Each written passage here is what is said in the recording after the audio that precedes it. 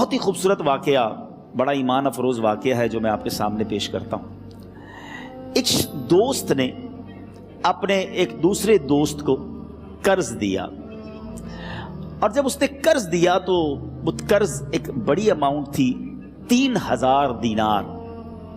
وہ ٹائم آ گیا جب اس ٹائم وہ قرض لینے کے لیے اپنے دوست کے پاس گیا کہ بھائی مجھے میرے پیسے واپس دو، تو اس نے کہا کہ پیسے تو نہیں ہے میرے پاس، میں کولیپس ہو گیا ہوں، بزنس اب میرا ختم ہو گیا ہے، میں تمہاری رقم نہیں دے سکتا۔ اس نے ایک اور ٹائم دے دیا اسے کہ ٹھیک ہے اب اتنے دنوں کے بعد میں دے دوں گا۔ وہ ٹائم بھی گزر گیا، اور جب وہ ٹائم بھی گزر گیا تو اس کے بعد اس دوست نے کہا کہ اب تو پیسے دے دو بھائی، میرا ٹائم پورا ہو گیا ہے۔ پھر نہ دے سکا ٹائم۔ آخر کار معاملہ جو ہے وہ کورٹ میں چلا گیا، قاضی کے پاس چلا گیا۔ اب قاضی نے جس کو پیسے دینے تھے اس کو بلایا اور کہا کہ بھائی آپ کو اس کے پیسے دینے ہیں؟ کہتا ہے ہاں پیسے تو دینے ہیں۔ تو کہا پھر دیتے کیوں نہیں ہو؟ کہا پیسے ہیں ہی نہیں، کاروبار ہی ختم ہو گیا ہے، قرضہ تو لیا تھا، اب میرے پاس بچا ہی کچھ نہیں ہے۔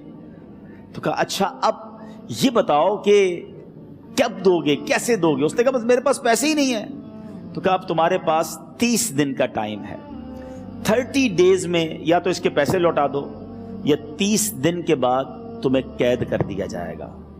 یہ شخص اب گھر آیا، پیسے تو تھے نہیں، مگر شاید علماء نے لکھا کتابوں میں، یہ واقعہ کئی بڑی بڑی کتابوں میں لکھا اور درود پاک کے فضائل کی بڑی بڑی کتابوں میں لکھا، اور اس شخص نے سوچا کہ اس نے ایک حدیث پاک پڑھی ہوئی تھی کہ جس میں یہ نبی پاک علیہ الصلوۃ والسلام نے فرمایا ہے، جس کا مضمون ہے کہ جو شخص پریشان ہو، مصیبت زدہ ہو، اسے چاہیے کہ مجھ پر کثرت سے درود پاک پڑھے، کیونکہ درود پڑھنا مصیبتوں اور پریشانیوں کو لے جاتا ہے۔ اب اس عاشق رسول نے سوچا اور تو کچھ ہے نہیں، اب میں درود پاک پڑھنا شروع کرتا ہوں۔ صبح سے لے کر شام تک وہ درود پاک پڑھنے لگ گیا۔ 27 دن گزر گئے، only 3 days left، 3 دن باقی تھے قاضی کے پاس جانے میں۔ 27 دن گزر گئے درود پڑھتے پڑھتے۔ جب 28ویں رات آئی تو آنکھیں تو بند ہوئیں، مگر خواب میں اسے ایک آواز آئی، گھبراؤ نہیں، تمہارا قرضہ ادا کر دیا جائے گا، تمہارا مسئلہ سالو ہو جائے گا۔ صبح اٹھتا ہے، درود پاک پڑھ رہا ہے، مگر کہتا ہے یہ آواز سے تو مسئلہ حل نہیں ہوگا، پیغام کیا ہے اسے سمجھ نہ آیا۔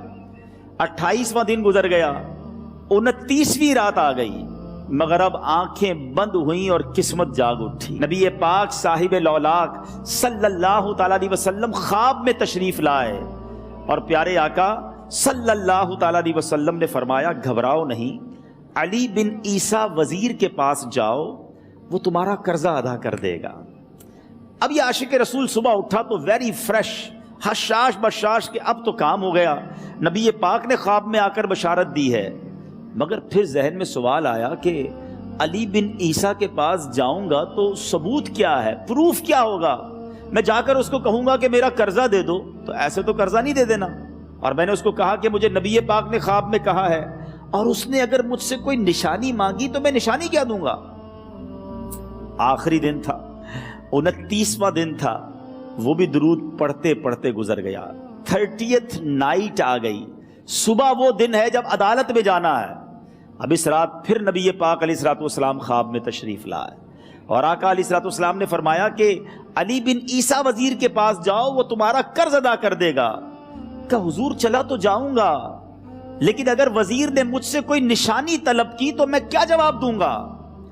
پیارے آقا علیہ الصلوۃ والسلام نے کمال کا ارشاد فرمایا کہ علی بن عیسیٰ سے کہنا کہ تم روزانہ فجر کی نماز کے بعد 5000 بار درود پاک پڑھتے ہو، یہ راز فقط تم جانتے ہو اور تمہارا رب جانتا ہے۔ اب یہ جب صبح اٹھا تو ایک نشانی بھی مل چکی تھی۔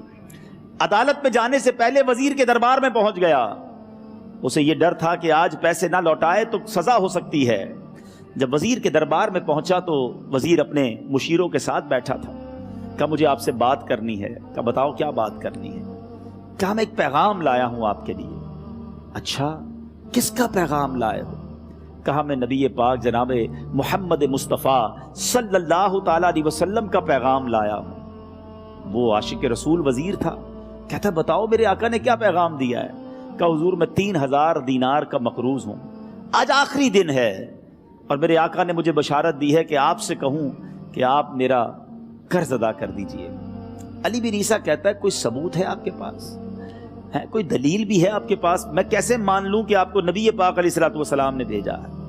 عاشق رسول کہتا ہے خالی ہاتھ نہیں آیا، میرے آقا نے مجھے دلیل بھی عطا فرمائی ہے، مجھے ایک ایویڈنس بھی دیا ہے، اور پروف یہ ہے حضور کہ آپ روزانہ صبح فجر کی نماز کے بعد نبی پاک صلی اللہ تعالی علیہ وسلم کی بارگاہ میں درود و سلام کا نذرانہ پیش کرتے ہیں۔ جب تک 5000 کا عدد پورا نہیں ہوتا آپ اس وقت تک کسی اور سے بات نہیں کرتے، اور اے وزیر صاحب یہ رات صرف آپ کو پتا ہے اور آپ کا رب جانتا ہے۔ اللہ اکبر۔ وہ وزیر تو جس کو کہے نا جھوم اٹھا، ایسا عاشق رسول وزیر تھا جو روزانہ صبح 5000 درود پڑھتا ہو، اس کی تو عید ہو گئی نا۔ وہ کہتا ہے مرحبا یا رسول اللہ، میرے آقا نے میرے درود قبول کر لیے، اس سے بڑھ کر میرے لیے سعادت کیا ہوگی۔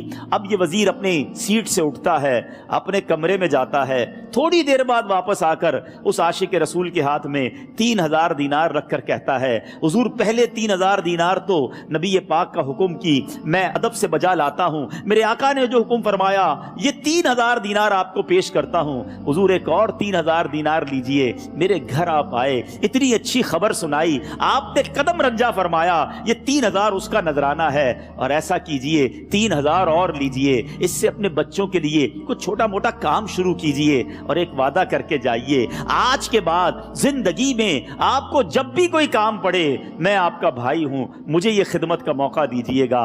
اللہ اکبر۔ وہ مقروض جو ایک رات پہلے 3000 دینار کا مقروض تھا، ہو سکتا ہے اس کے بیک آف مائنڈ یہ بھی چل رہا ہو کہ اب شاید کل میں نے جیل میں جا کر عدالت میں جا کر گرفتاری دے کر جیل میں جانا ہے، مگر اب 9000 دینار ہاتھ میں ہیں۔ عاشق رسول جھومتا ہوا نبی پاک کی یاد میں گھومتا ہوا اب عدالت میں پہنچا۔ عدالت میں everybody expecting over there کہ آج اس نے آنا ہے اور آ کر کہنا یہی ہے کہ پیسے تو نہیں ہیں، گرفتار کر لو، مگر جا کر اس عاشق رسول نے 3000 دینار جج صاحب کے ہاتھ میں رکھ دیے۔ قاضی کہتا ہے پہلے تو یہ بتاؤ پیسے آئے کدھر سے؟ تم تو کہتے تھے غریب ہوں، تم تو کہتے تھے کاروبار نہیں ہے، ایک مہینے میں اتنی بڑی رقم کا انتظام کیسے ہو گیا؟ سبحان اللہ۔ اس عاشق رسول نے گویا زبان حال سے یہ کہا ہوگا کہ یہ تو کرم ہے ان کا، ورنہ مجھ میں تو ایسی بات نہیں، اتنا دیا سرکار نے مجھ کو، اتنی میری اوقات نہیں۔ اس نے وہ پورا واقعہ بھری عدالت میں سنا دیا۔ اللہ اکبر۔ میرے پیارے اسلامی بھائیوں ذرا سوچو پہلے زمانے میں کیسے عاشقان رسول ہوا کرتے تھے۔ وہ جج، وہ قاضی بھی کیسا سرکار علیہ الصلوۃ والسلام کا عاشق تھا۔ اپنی سیٹ سے اٹھتا ہے، بھرے دربار میں، بھری عدالت میں، وہ اپنے چیمبر میں، اپنے کمرے میں جاتا ہے، اور تھوڑی دیر بعد واپس آ کر اس کے ہاتھ میں بھی 3000 دینار ہیں، اور وہ 3000 دینار جو ہے وہ اس عاشق رسول کے ہاتھ میں رکھتا ہے کہ سارا ثواب علی بن عیسیٰ کیسے لے جائے، میں بھی تو نبی پاک کا غلام ہوں، میں تمہارا قرضہ میں ادا کرتا ہوں۔ اچھا، اب ایک اور عجیب سینیریو یہ بن گیا کہ جس نے کیس کیا تھا، جس نے دعویٰ کیا تھا، وہ بھی یہ سارا منظر دیکھ رہا تھا۔ کہتا ہے جج صاحب ذرا رکیے، میں بھی اپنے آقا کا امتی ہوں، اور ایک کام کیجئے، قلم کاغذ منگوائیے، اس عاشق رسول کا قرضہ ہی میں معاف کر دیتا ہوں۔ اچھا، اب عاشق رسول نے وہ واپس 3000 دینار جو جج صاحب نے دیے تھے وہ واپس جج صاحب کو دیے کہ حضور یہ پیسے آپ ہی رکھ لیں، قرضہ ہی معاف ہو گیا، اب آپ کے پیسے کا میں نے کیا کرنا ہے؟ جج صاحب کہتے ہیں جو پیسے نبی پاک کے نام پر نکالے ہیں اب مجھے واپس نہیں چاہیے، یہ بھی تم اپنے ساتھ لے جاؤ۔ اللہ اکبر۔ میرے میٹھے اسلامی بھائیوں، وہ عاشق رسول ایک رات پہلے 3000 دینار کا مقروض ہے، اب 12000 دینار لے کر گھر کو واپس جا رہا ہے۔ اس ایک واقعے کے اندر جو ہم سب کے لیے درس ہے، جو ہم سب کے لیے پیغام ہے، شاعر لکھتے ہیں نا، دکھوں نے تم کو جو گھیرا ہو تو درود پڑھو، دکھوں نے تم کو جو گھیرا ہو تو درود پڑھو، جو حاضری کی تمنا ہو تو درود پڑھو۔ آج ہم بہت ساری پرابلمز میں ہوتے ہیں، یہاں بھی ہو سکتا ہے میرا کوئی بھائی بیمار بیٹھا ہو، کوئی قرضے میں ڈوب گیا ہو، کسی کا کوئی بزنس پرابلم چل رہا ہو، کوئی فیملی ایشو میں ڈسٹرب ہو، آپ کسی بھی پرابلم میں ہیں، خدا کی قسم درود پاک ایسا وظیفہ ہے، لوگ بہت سارے وظائف پوچھتے رہتے ہیں، بہت سارے جناب وظائف کے بارے میں معلومات کرتے رہتے ہیں، سچی بات یہ ہے ہر درد کی دوا ہے صلی علی محمد، ہر درد کی دوا ہے صلی علی محمد، تعویذ ہر بلا ہے صلی علی محمد۔ تو خدا را اپنی زندگی میں درود پاک کو شامل کر لیجئے، اور آپ بلیف کریں جب آپ نے کثرت سے درود پاک پڑھنے شروع کر دیے، آپ اپنی آنکھوں سے دیکھیں گے آپ کے پرابلم دور ہو رہے ہیں، آپ کی صحت اچھی ہو رہی ہے، آپ کے قرضے اترنے شروع ہو گئے ہیں، روزگار میں آپ کے برکت ہونا شروع ہو جائے گی، آپ کے چہرے پہ نور آنا شروع ہو جائے گا،